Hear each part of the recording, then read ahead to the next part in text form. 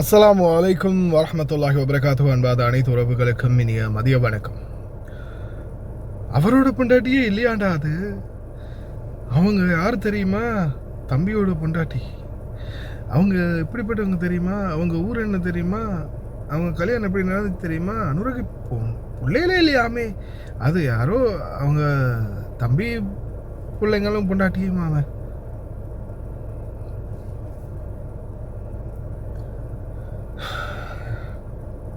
அன்பார்ந்த உறவுகளே, எல்லாருக்குமே இந்த சோஷியல் மீடியா பைத்தியம் இருக்காது, சரியா? எல்லா பெண்களும் இந்த மாதிரி பப்ளிக்காக இது பார்த்தீங்களா, இதுதான் என்னோட பெருசன், நான் இவரோட தான் இருக்கிறேன், இவர் தான் என்னோட பெருசன் அப்படின்னு காட்டிக்கிட்டு தெரிய மாட்டாங்க. ஆனால் இந்த சில இன்ஃப்ளூயன்சர் இதுக்கு பதிலாக வேறு ஏதாவது செஞ்சு பொழப்பு நடத்தலாம், சரியா? ஏன்னா அனுரகுமார திசாநாயக்க ஜனாதிபதி அவர்களுடைய பதவியேற்பு விழாவை பார்த்தீங்களா?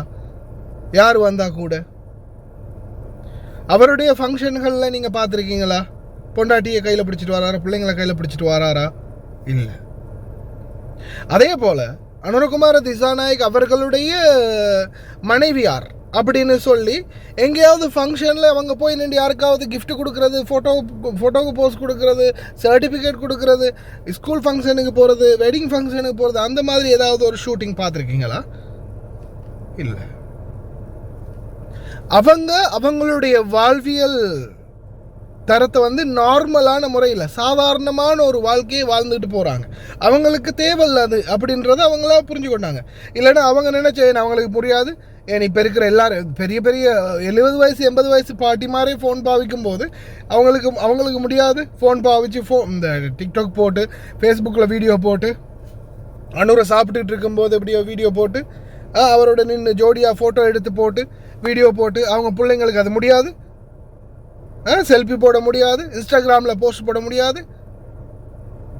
அவங்க அதை செய்யலைன்னா அவங்க அதை சோஷியல் மீடியாவாக இருக்கட்டும், இந்த சோஷியல்சியமாக இருக்கட்டும், இதை அவங்களுடைய என்ன சொல்கிறது ப்ரையாரிட்டியை ப்ரைவசியை அவங்க நார்மலாக மெயின்டைன் பண்ணுறாங்கன்னா அதை ஏன்டா நீங்கள் கெடுக்கிறீங்க?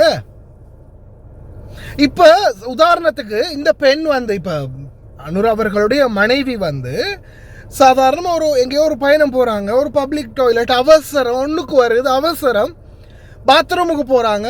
இதே வேணாவது ஒருத்தங்க கட்டினா இதோ பாருங்க நம்ம ஜனாதிபதியோடைய பொண்டாட்டி பப்ளிக் பாத்ரூம் போயிட்டு வராங்க. ஏன்னா அவங்களுடைய நிம்மதியே போச்சு. நீங்கள் இப்படி பண்ண அவங்களுடைய அவங்களுக்குன்ற அவங்களுடைய அந்த இப்போ வாழ்வியல் அவங்களுக்கு நடக்கிற சோகம் என்னென்னா, சாதாரண அவங்க பார்த்துக்கு ட்ரெஸ் பண்ணாங்க, கடைக்கு போனாங்க, வந்தாங்க, எங்கே போனாங்க, வந்தாங்க, கல்யாணத்துக்கு போனாங்களா, அங்கே போனாங்க, அவங்க பாட்டில் அவங்க போகிறாங்க வராங்க. அது அவங்களுடைய வாழ்வியல் இயல்பை அவங்க மெயின்டைன் பண்ணிகிட்டு இருக்கிறாங்க. இது இப்போ இப்படியோ அவங்களுடைய ஃபோட்டோவையும் போட்டு உருவத்தையும் போட்டு இவங்க தான் இவங்களோட ஜனாதிபதியோடைய பொண்டாட்டி தான் இவங்க தான் அப்படியோ ஃபோட்டோவை போட்டு பப்ளிஷ் இல்லை. அவங்களே சோஷியல் மீடியாவில் இருக்கிற ஒருத்தரண்டா பிரச்சனை இல்லை. அவங்களும் செலிபிரிட்டி ஆகக்கூடிய அளவில் இருக்கிறாங்க.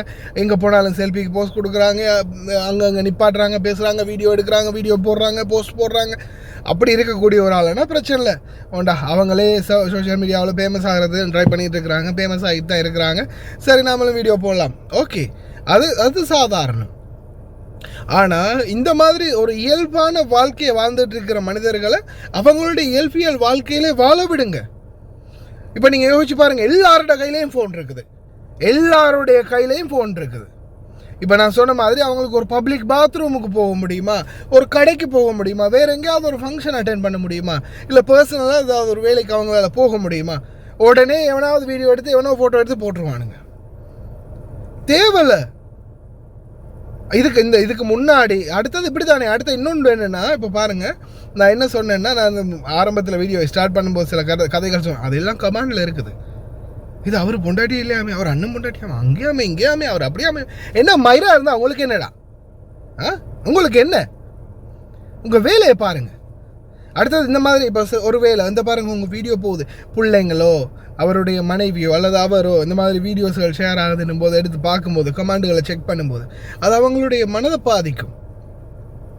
அது சில நேரங்களில் வேறு மாதிரியான பிரச்சனை. ஒரு சின்ன துரும்பு போதும் தெரியுமா? ஒரு சின்ன துரும்பு தான் மிகப்பெரிய ஒரு காட்டு தீயை உருவாக்கும்.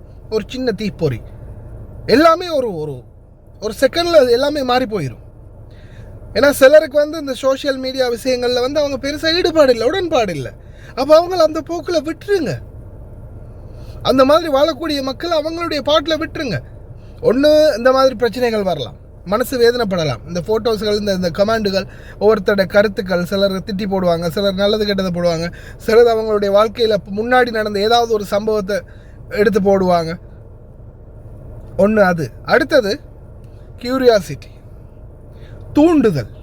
இப்போ சில நேரங்களில் அது வந்து அவங்களையும் ஒரு அந்த பாமர மக்கள்ன்ற நிலைமையிலிருந்து வேறு மாதிரி நிலைமைக்கு அவங்கள கொண்டு வந்துடும். நல்லா போயிட்டு இருக்கிற மக்களையும் கெடுக்கிறது நம்ம ஆளுங்க தான் அப்படின்ற மாதிரி ஆகிடும். ஏன்னா உங்களுக்கு தெரியும், இதுக்கு முன்னாடி இருந்த ஜனாதிபதிகளுடைய பொண்டாட்டியெல்லாம் எப்படியெல்லாம் ஆட்டம் போட்டாங்க.